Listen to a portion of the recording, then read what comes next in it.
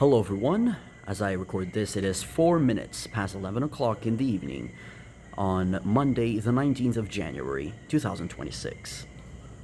So, this will be my first proper video that I have ever done for the year 2026.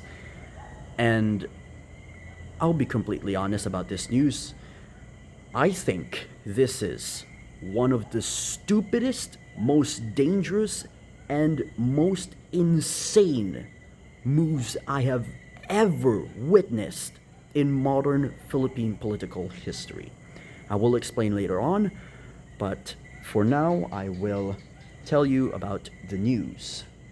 The first impeachment complaint against President Ferdinand Marcos Jr. has been filed with the House of Representatives over his alleged involvement in a 2025 corruption scheme concerning unprogrammed appropriations, among other issues. Lawyer Andre De Jesus submitted the complaint just this Monday morning to the office of House Secretary General Cheloy Garafil. The complaint was endorsed by Deputy Minority Leader and Pusong Pinoy Party List Representative Journey Nisay. Apologies. Photos provided to the media showed Garafil receiving the documents. In his complaint, De Jesus cited six grounds. Six grounds for impeachment, by the way. Allegedly ordering and enabling the kidnapping and surrender of former President Rodrigo Duterte to the International Criminal Court. Allegedly being a drug addict, which he claimed impaired the president's judgment and leadership. Alleged failure to veto unprogrammed appropriations and other unconstitutional provisions in the General Appropriations Act for 2023, 2024, 2025, and 2026. Allegedly benefiting from kickbacks linked to budget insertions and ghost flood control projects. Allegedly creating the Independent Commission for Infrastructure to shield corrupt allies, and allegedly violating the Constitution and betraying public trust by surrendering Duterte to the ICC. I'm looking at the quote from. I'm looking at the news article from the Philippine Daily Inquirer. I have read this a couple of times, and I'll be completely honest. This move specifically to file an impeachment complaint against the president is utterly insane. I'll be completely honest. Just thinking about this move for even 5 seconds, just 5 human seconds, and the consequences to this complaint, no matter the outcome, is going to be profound. Like, I may be exaggerating right now because it's still pretty early on. I mean, it has only been filed just this morning. But even then, the consequences are huge. Like, okay, let's go over the 6 complaints one by one, okay? First of all, allegedly ordering and enabling the kidnapping and surrender of former President Rodrigo Duterte to the International Criminal Court. I know we're not a signatory. Duterte pulled us out in 2019 from I think it's called the Rome Statute. Do correct me if I'm wrong, but I think it's called the Rome Statute, which made us pull out of our membership from the International Criminal Court. But even then, the duration, the time period used against Duterte was back in 2011.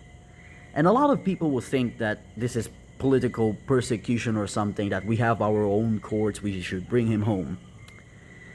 These cases were over a decade old, and yet they have not been resolved.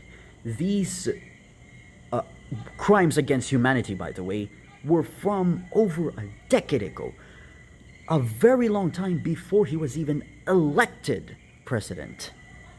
Like before Duterte was even elected president. And you're telling me that we have to bring him home just so he could be prosecuted here?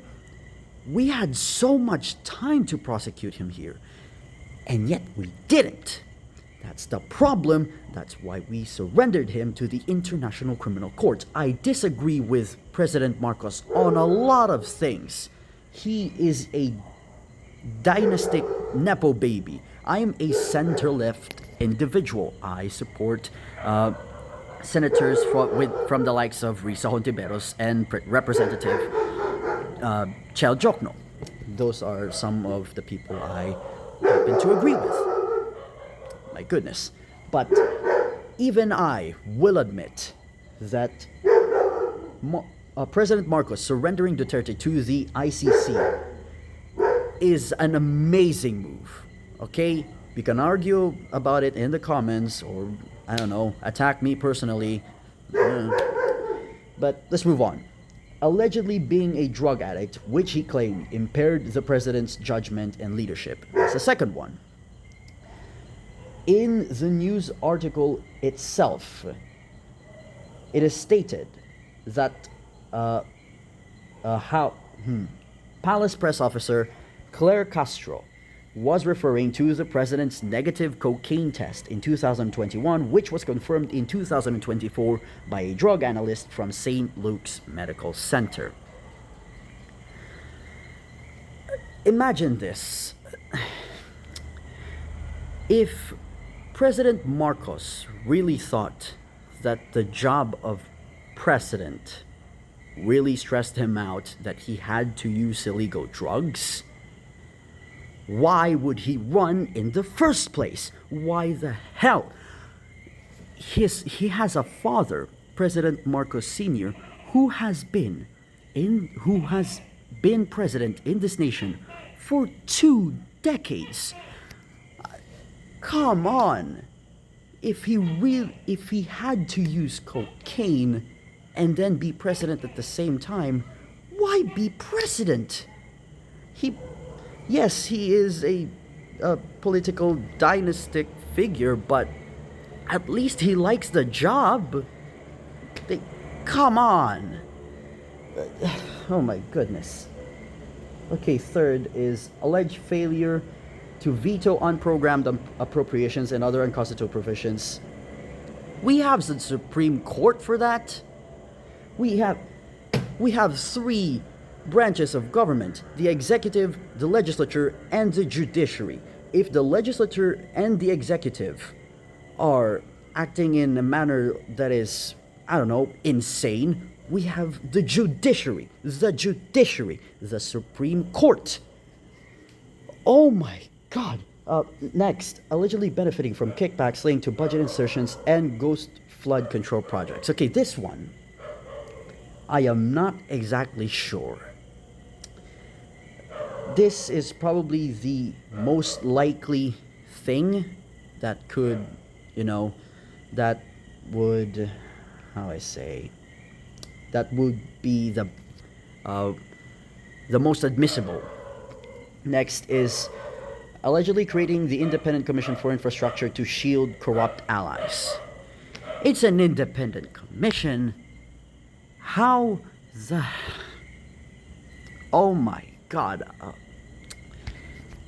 And finally, allegedly violating the Constitution, betraying public trust by surrendering Duterte to the ICC.